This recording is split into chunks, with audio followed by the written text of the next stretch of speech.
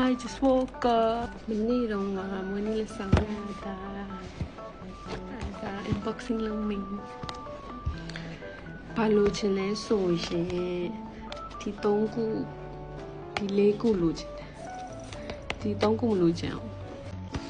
ဘိုင်း box တစ်ခါမှမဖောက်ဘူးအကျုပ်တွေပါတိတ်မကြိုက်ဘူးဒါ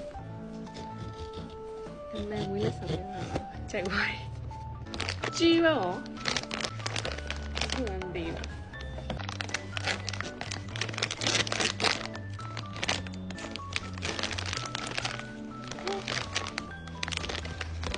ကျန်တဲ့ဟာပေါက်တယ်ဒီဟာပေါက်တယ် What the hell ကလေး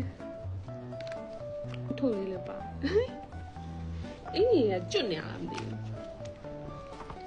ဒီအုတ်ထုခေါင်းကကြီးအုတ်ထု